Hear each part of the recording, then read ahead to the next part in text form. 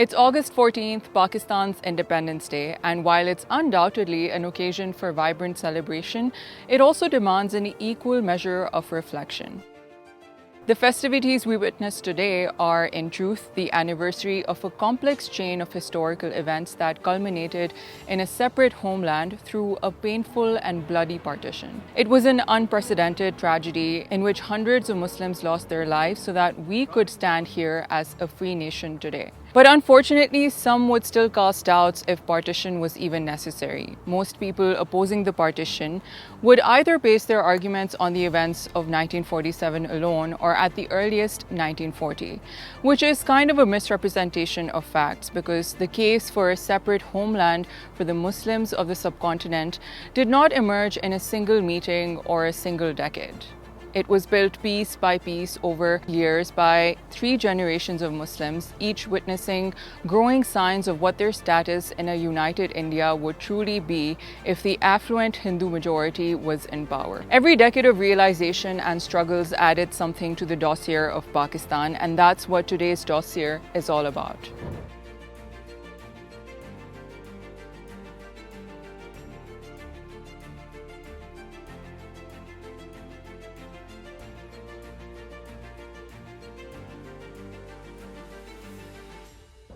So let's go back all the way to the uprising of 1857.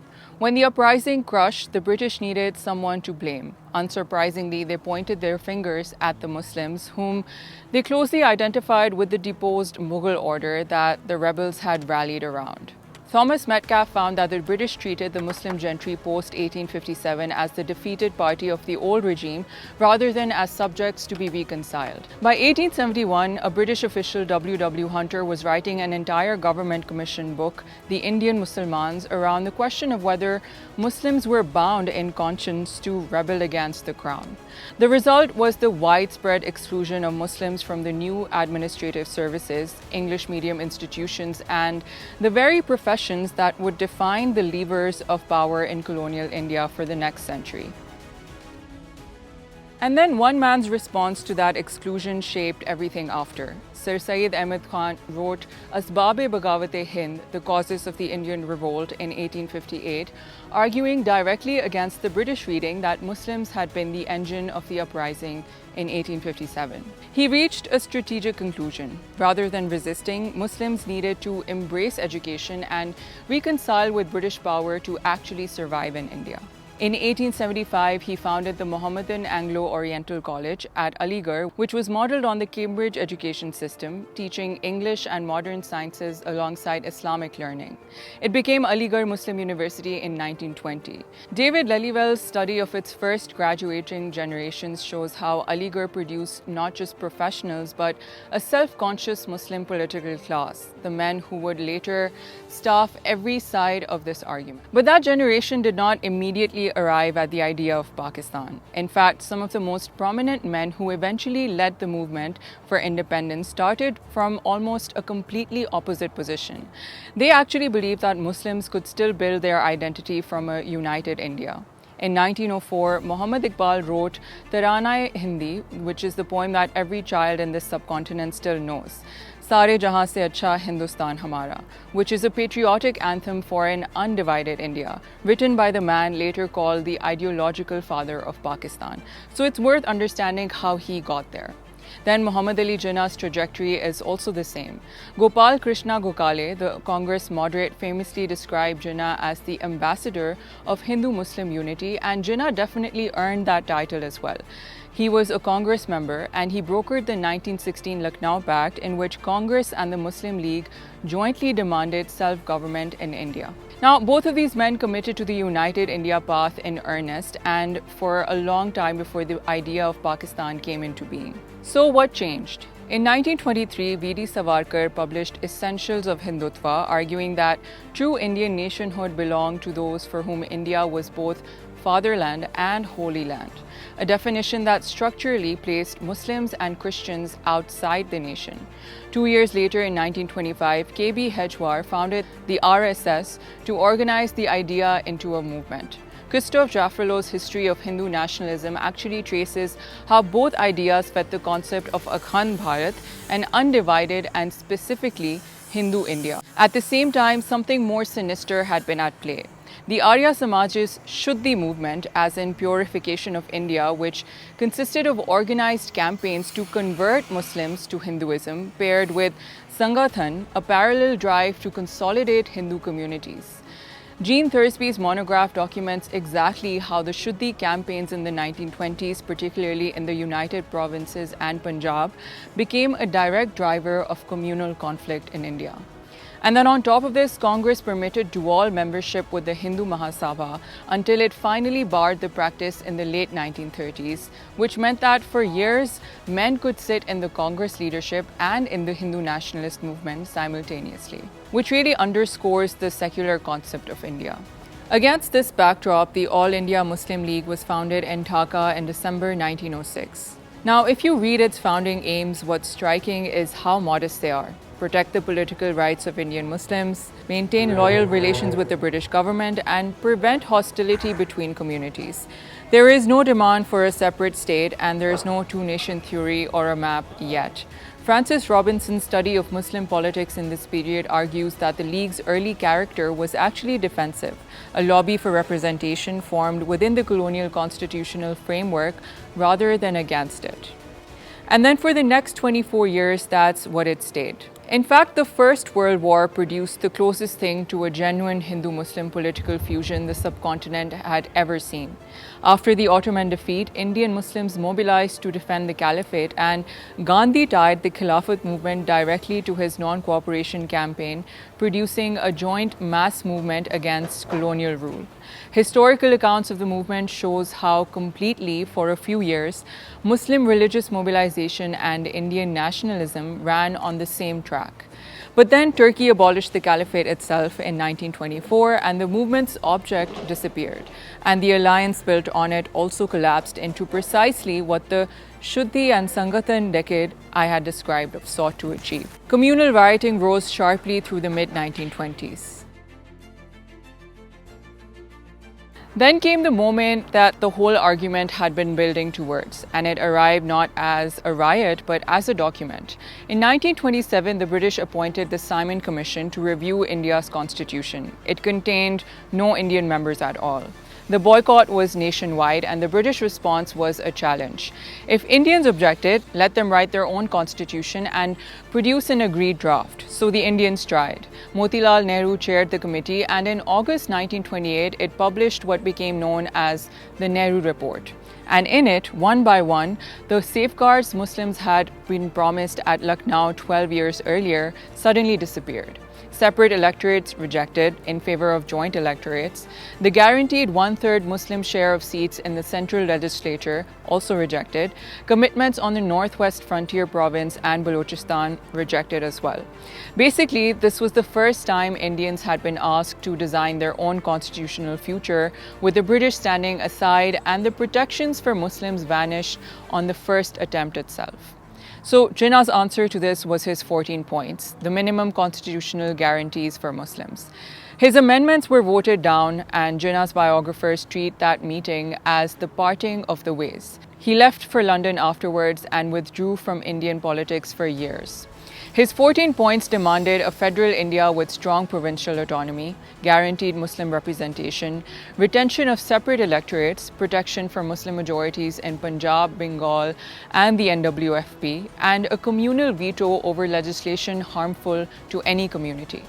They also sought Sindh's separation from Bombay, reforms for the NWFP and Balochistan, religious liberty, and constitutional protection for Muslim culture, language, and personal law.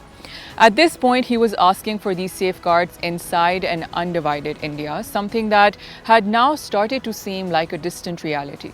Now, it was in that moment in December 1930 that Iqbal delivered his presidential address to the Muslim League at Allahabad, proposing that Punjab, the northwest frontier province, Sindh and Balochistan be amalgamated into a single consolidated Muslim state. This is the moment that the accumulated dossier I spoke about earlier acquires a shape.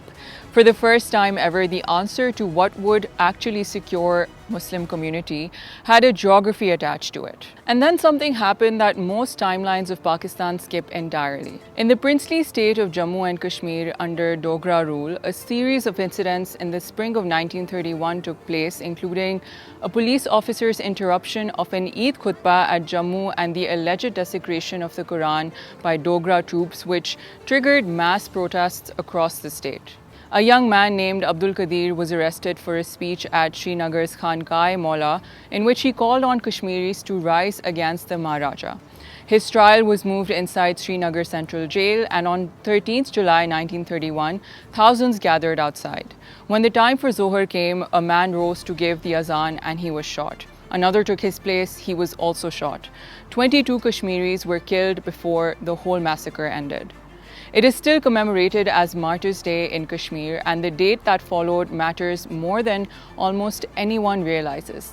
The All India Kashmir Committee, of which Iqbal was a member and later president as well, declared 14th August 1931 to be observed as Kashmir Day across India. Iqbal presided over the Lahore gathering himself at Mochi Darwaza. So 16 years before it became Pakistan's Independence Day, the 14th of August was already a day of mourning and mobilization for Kashmir. Then in January 1933, a Cambridge student named Chaudhry Rahmat Ali circulated a pamphlet titled Now or Never and coined the name Pakistan, assembled from Punjab, Afghania, Kashmir, Sindh and Balochistan. The same year Rahmat Ali was printing his pamphlet, Liaquat Ali Khan and his wife Rana went to see Jinnah at his house in Hampstead and asked him to come back to India. By his own account, he told Liaquat to go home and take the temperature of the Muslim opinion and report honestly whether he was actually wanted. Liaquat came back and said he was. The timing was not sentimental. The Government of India Act was moving through the parliament, in which provincial power was about to be handed to whoever could win elections, and Muslim politics had no figure of national stature to contest them. Jinnah returned to India in 1934, took the presidency of the Muslim League and won a seat in the Central Legislative Assembly that same year. And then in 1937, for the first time, Indians actually governed and exposed the anti-Muslim agenda. The Government of India Act of 1935 handed real power to elected provincial governments. Congress won 8 of 11 provinces in 1937, which included provinces with substantial Muslim populations. For 2 years, from 1937 to 1939, Muslims got to see what majority rule in an independent India would look like in practice, and it wasn't good. The Muslim League's own investigative body, the Pirpur Committee, documented what it found in 1938. First, the Varda scheme, Congress's national education plan, and the related Vidya Mandir scheme in the central provinces, which the League leaders argued embedded Hindu cultural and religious content into ostensibly secular state schooling while sidelining Urdu medium and the Muslim religious education. Then the Bande Mataram was adopted as a quasi-official national anthem in Congress-run assemblies and public functions over sustained Muslim objections to imagery many read as Hindu religious invocation. Urdu was downgraded relative to Hindi in official use and education policy as well across several Congress provinces. Exclusion from ministries and patronage, even where Muslims had been elected, was also happening, which was all part of a pattern of Congress provincial governments failing to police local communal tension. Congress disputed these findings at the time, and historians still argue over their scale and intent, but there was one Congress initiative nobody disputes because it was public policy. The Muslim Mass Contact Campaign, launched in 1937 to organize Muslim support directly and bypass the Muslim League entirely. It was an explicit effort to strip the League of its claim to speak for Indian Muslims at all. One biographer described the effect of these 2 years on Jinnah as tremendous, almost traumatic one. He stopped calling Congress rule majority governance and began calling it tyrannical majority rule. And so all of this built up to 23rd March 1940, where the Lahore Resolution was finally moved, not by Jinnah, but by A.K. Fazlul Haq, the Premier of Bengal. That's right, the demand that produced Pakistan was founded in Dhaka in 1906 and moved by a Bengali in Lahore in 1940. Bengali support for the Muslim League ran on something Punjab's did not: a peasant majority's grievance against a landlord class that was largely Hindu, which Tajul Islam Hashmi's work traces in detail. Pakistan was not only a demand about religion, in Bengal it was also a demand about land, debt and rent. It called for Muslim-majority regions in India's northwest and northeast to be constituted as independent states. Because by 1940, every entry in that dossier for Pakistan pointed in the same direction: exclusion of Muslims in every aspect. Then the British proposed the Cabinet Mission Plan, which was a proposal for a weak centre with strong Muslim-majority provincial groupings, which was the last structure under which both parties might have coexisted. But it collapsed within months. Jinnah, judging that the constitutional route for Muslim inclusion was exhausted, called for Direct Action Day on 16 August 1946. In Calcutta, it became 4 days of killings with organized violence from both communities and estimates running from 4 to 10,000 dead. And then the British exit made it worse in ways that were entirely avoidable. Mountbatten moved independence forward by roughly 10 months. Cyril Radcliffe, who had never set foot in India, was given 5 weeks to draw the border through Punjab and Bengal. The line was not announced until 2 days after independence, meaning for 48 hours, millions of people did not know which country they were standing in. Yasmin Khan documents how that compressed timeline met a near total absence of security planning for what became the largest migration in human history. Some 15 million people moving, with death tolls estimated between several 100,000 and 2 million. Now, everything until now has been committees, resolution, ministries, inquiry reports, which doesn't really tell you what all of this meant for an average human being. The anthropologist Veena Das spent years studying partition not as an event that ended, but as something that folded itself into ordinary life afterwards, into how people spoke, married, mourned, and stayed silent for decades. One thread she follows is the women who ended up on the wrong side of the new border, whose forcible recovery both new states pursued as a matter of national honor, and many of whom never spoke of what had happened to them at all. And Anam Zakaria spent years interviewing partition generation Pakistanis directly in Punjabi villages and refugee neighborhoods. What comes through that testimony consistently isn't the two-nation theory or the Peepur committee. It's the specifics: which neighbor helped you leave and which one didn't, what you were able to carry, who you never heard from again. And that migration is itself the argument for Pakistan. In the autumn of 1947, with no protection, no plan, no functioning state on either side of the line, millions of Muslims walked toward a country that had existed for a matter of weeks. Nobody compelled them. There was no authority capable of compelling them. They went because staying had stopped being survivable. They buried who they had to bury, and they built the country anyway, with the refugee who became a school teacher in Karachi, the family that started again in Lahore with what fitted in a trunk. And nobody thought all of this was a mistake. Ask them today and most will tell you both things at once: that it costs more than anyone should be asked to pay, and that they would probably do it again. So was partition a rash decision taken by elites? 83 years separate the blame assigned after 1857 from the resolution passed at Lahore. But the demand itself was not an impulse. It was a conclusion reached slowly by people who had spent 83 years gathering the evidence and also suffering through it, and who finally acted on what that evidence told them. Happy Independence Day, Pakistan.